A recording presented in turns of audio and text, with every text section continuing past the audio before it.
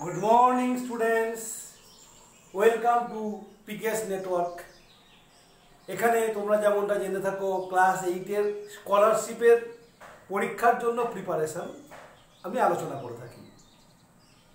তো আজকের ম্যাট অর্থাৎ মেন্টাল এবিলিটি টেস্ট, এই মেন্টাল এবিলিটি টেস্টের একটা গুরুত্বপূর্ণ অংশ আলোচনা করব। যে আলোচনাটা না জানলে পরে তুমি কখনোই ম্যাট পেপারে ভালো নাম্বার পেতে পারবে না এবং স্কলারশিপ পাওয়ার স্বপ্ন থেকে যাবে। সো যদি তুমি চাও যে ক্লাস 8 এর স্কলারশিপে তুমি অতি অবশ্যই স্কলারশিপ পাবে, তাহলে আজকের এই ভিডিওটি প্রথম থেকে শেষ পর্যন্ত না টেনে দেখবে। আরও অনেক ভিডিও এরকম পাওয়ার জন্য অবশ্যই চ্যানেল সাবস্ক্রাইব করে রাখো, পাশে থাকা বেল আইকনটি টিপে দাও, আর সেই সঙ্গে সঙ্গে লাইক, শেয়ার, কমেন্ট এই আশা করে শুরু করছি আজকের ভিডিও। দেখো, এর আগে ভিডিওগুলোতে আমি অনেক কিছুই আলোচনা করেছি ম্যাট নিয়ে বা মেন্টাল এবিলিটি টেস্ট নিয়ে। আজকের যে গুরুত্বপূর্ণ বিষয়টা আলোচনা করব সেটা হলো সিকোয়েন্স, মানে ক্রম। সিকোয়েন্স বা ক্রম আমরা ইংরেজিতে প্রচুর করি। Rearrange the following sentences as per text, অর্থাৎ টেক্সট অনুযায়ী পরপর সাজাও, রিঅ্যারেঞ্জ করো। তো এখানে যেটা করবে, 5টা নাম দিয়ে বলবে এগুলোকে নির্দিষ্ট সিকোয়েন্সে সাজাও, যাতে করে একটা পার্টিকুলার মিনিং আসে, যাতে করে মিনিংফুল হয়। যেমন আমি এখানে কতগুলো নাম লিখছি দেখো। 1 বলছে কান্ট্রি, মানে আমরা সবাই জানি দেশ। 2 বলছে ডিস্ট্রিক্ট, মানে জেলা। 3 বলছে স্টেট, মানে রাজ্য। 4 বলছে ভিলেজ, মানে গ্রাম। আর 5 হচ্ছে কন্টিনেন্ট, মানে মহাদেশ। অর্থাৎ প্রশাসনিক স্তরগুলোকে বলা হয়েছে আমাদের দেশ অনুযায়ী। তো পরপর সাজালে কি হবে না, আমরা জানি যে কয়েকটি পরিবার নিয়ে গড়ে ওঠে গ্রাম, কয়েকটি গ্রাম নিয়ে গড়ে ওঠে গ্রাম পঞ্চায়েত, গ্রাম পঞ্চায়েত থেকে হয় পঞ্চায়েত সমিতি, সেখান থেকে হয় সাব ডিভিশন বা মহকুমা, কয়েকটা মহকুমা নিয়ে জেলা, জেলা নিয়ে রাজ্য, রাজ্য নিয়ে দেশ, দেশ নিয়ে মহাদেশ। এটা হচ্ছে আমাদের দেশের প্রশাসনিক ব্যবস্থা। এখানে সবগুলো নাম নেই। তো সিকোয়েন্সটা কেমন করে করব? এই পরপর ছোট থেকে বড় দিকে যাব, মানে জায়গা অনুপাতে, নাকি বড় থেকে ছোট? উত্তর দুটোই, দুদিক দিয়েই ভাবতে হতে পারে। তো প্রথমে ছোট থেকে বড় দিকে যায়। তো এখানে সবচেয়ে ছোট কোনটা না ভিলেজ, তাহলে 4। ভিলেজের থেকে বড় কোনটা? ডিস্ট্রিক্ট, 4-এর পরে 2। তার থেকে বড় কোনটা? স্টেট, অর্থাৎ 3। তার থেকে বড় কোনটা? কান্ট্রি, মানে 1। তার থেকে বড় কোনটা? কন্টিনেন্ট। উত্তর হবে 4, 2, 3, 1, 5, অথবা উল্টো দিক থেকে 5, 1, 3, 2, 4। যেটা অপশানে থাকবে সেটা তোমাকে এবার বাছতে হবে। আমাদের এখানে অপশান 4, 2, 3, 1, 5 আছে। আমি যে বইটা খুলেছি এখানে প্রশ্নটা আছে, এখানে অপশান আছে এইটা 4, 2, 3, 1, 5। এটা নেই 5, 1, 3, 2, 4, এটা নেই। বোঝা গেল?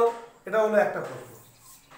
এরকম আর একটা প্রশ্ন যেটা কিনা 1 বছর পরীক্ষায় পড়েছিল, আমি এবার সেটা আলোচনা করছি। সেটা কি? একে বলছে ভেজিটেবল, আমরা সবাই জানি ভেজিটেবল মানে হলো শাকসবজি। 2 বলছে মার্কেট, মানে বাজার। 3 বলছে কাটিং, মানে হলো কাটা। 4 বলছে কুক, মানে রান্না করা। আর 5 বলছে ফুড, মানে খাবার, খাদ্য।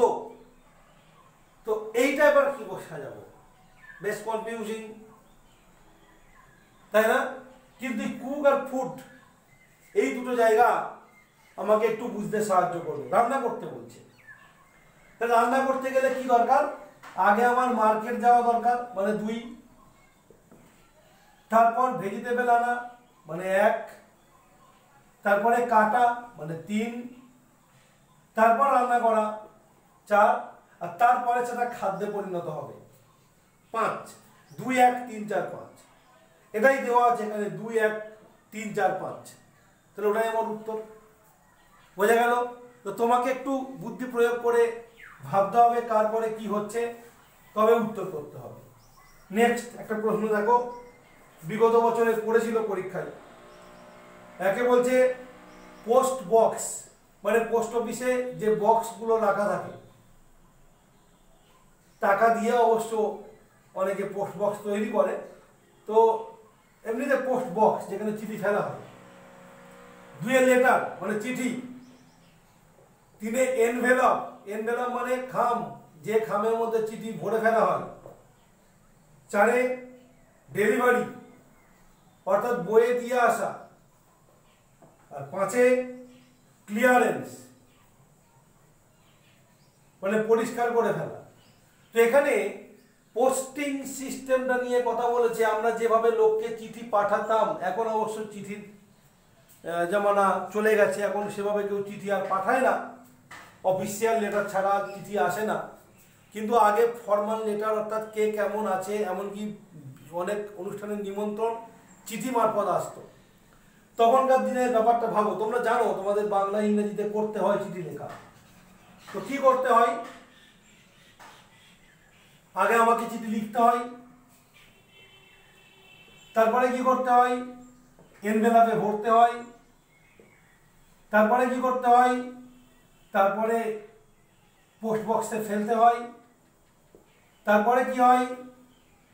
তারপরে ডেলিভারি হয়, তারপরে কি হয়? ক্লিয়ারেন্স হয়। এই লাস্ট দুটো স্টেপ নিয়ে একটু কনফিউশন আছে। দেখা যাক আমার অপশান কি বলছে, আমি পেয়ে যাবো উত্তর। অপশানগুলো যেগুলো রয়েছে, প্রথমটা বলছে 3 2 4 5 1, এতগুলো ভুল হতে পারে না, ভুলে যাও। তারপরে বলছে 3 2 1 5 4, এটাও ভুলে যাও। তারপরে বলছে 3 2 1 4 5, আর লাস্টে বলছে 2 3 1 4 5। তাহলে বুঝতে পারছো আমার কনফিউশনটা ছিল 4 আর 5 ব্যাপারটা নিয়ে, যে আগে ডেলিভারি না আগে ক্লিয়ারেন্স। তো এরা সেটাকে বুঝিয়েই দিয়েছে, আগে ডেলিভারি তারপরে ক্লিয়ারেন্স, যেটা আমি লিখেছি। ডেলিভারি হলে তবে ক্লিয়ারেন্স সার্টিফিকেটটা পাওয়া যায়, যে হ্যাঁ ক্লিয়ার হয়েছে। ওকে, বোঝা গেল? তাহলে উত্তর কোনটা হলো? 2 3 1 4 5, অর্থাৎ অপশন ডি। এইভাবে আমি তোমাদেরকে ডেসক্রিপশন বক্সে যে লিঙ্ক দেব, সেখানে 10টা এই প্রশ্ন থাকবে। তোমরা সেই উত্তরগুলোকে করে বুঝতে পারবে কে কত পেলে। যদি তোমার 10 পেতে সমস্যা হয়, তুমি আবার ভাবনা চিন্তা করো, আবার ভিডিওটা দেখো, তারপরে 10-এ 10 পেলে কমেন্ট করে জানাও, এবং সেটাও জানাবে কতবারের চেষ্টায় তুমি 10-এ 10 পেলে। আজকের ভিডিওর সেকেন্ড পার্টে আমি আরেকটা অংশ নিয়ে আলোচনা করব। এটা খুব গুরুত্বপূর্ণ একটা অংশ, একটু মন দিয়ে দেখলে এটার উত্তর খুব সহজে করা যায়। এটা সংক্রান্ত একটা প্রশ্ন দেব, এবং যে টাইপটা নিয়ে আমি এখন আলোচনা করতে চলেছি, সেই টাইপটা একবার বুঝে গেলে পরীক্ষায় যদি এটা পড়ে, ইউ আর লাকি। কারণ একবার বুঝে গেলে পর পর 5-6টা প্রশ্ন থাকবে, ওটা থেকে তুমি 5-6টা প্রশ্ন কয়েক সেকেন্ডের মধ্যে করে দেবে। আগে বিষয়টা বোঝা দরকার যে কি বলতে চেয়েছে। এসো দেখা যাক। যেটা করা হবে, এইভাবে বেশ কতগুলো শেপ দেওয়া থাকবে, যেটা কিনা একটার মধ্যে হয়তো আর একটা ঢুকে থাকতে পারে। দিয়ে তোমাকে বলে দেবে এই যে রেক্ট্যাঙ্গেল শেপটা রয়েছে, এটা সাপোজ ডক্টর বোঝায়। এই যে সার্কেলটা রয়েছে, এটা ধরো অ্যাক্টরদের বোঝায়। আর এই যে ট্রায়াঙ্গেল রয়েছে এটা ড্রাইভার অর্থাৎ কার ড্রাইভ করতে পারে এমন লোককে বোঝায়, কার ড্রাইভ করতে পারে, গাড়ি চালাতে পারে। তাহলে এই যে এরিয়াগুলো একটু বুঝে নিয়ে আমি কি বলতে চাইছি। এই যে ট্রায়াঙ্গেলের যে এই যে এরিয়াটা, এই এরিয়াটা দেখো একদম পুরোপুরি না তো রেক্ট্যাঙ্গেলের ভেতরে আছে না তো সার্কেলের মধ্যে আছে। ফলে এখানে যদি আমি লিখি পি, তাহলে পি কেবলমাত্র driver, P can drive a car. যদি আমি লিখি এখানে Q, Q is also a driver only. But এই অংশটা কি বোঝাবে? এই অংশটা দেখো ট্রায়াঙ্গেল এবং রেক্ট্যাঙ্গেল দুটোর মধ্যে আছে।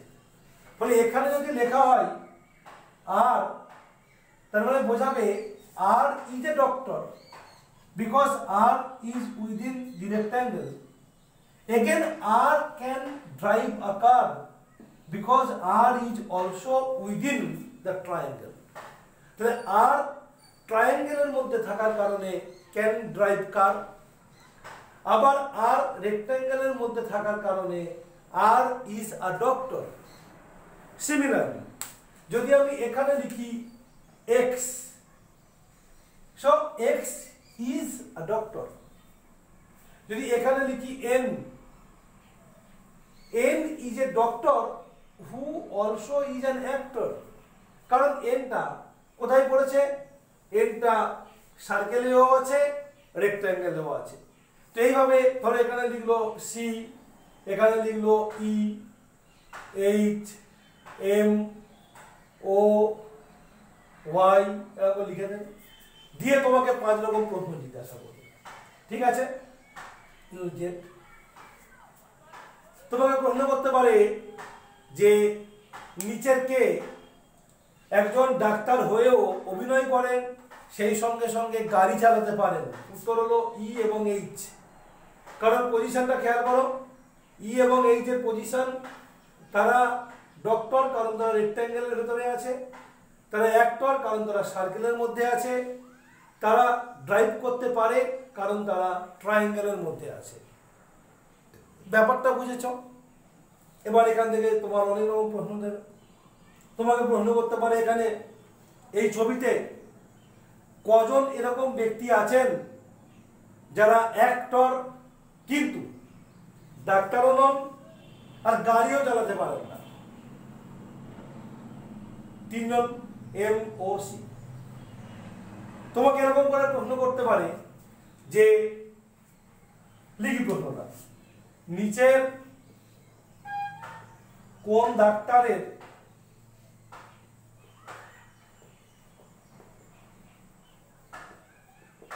গাড়ি ড্রাইভার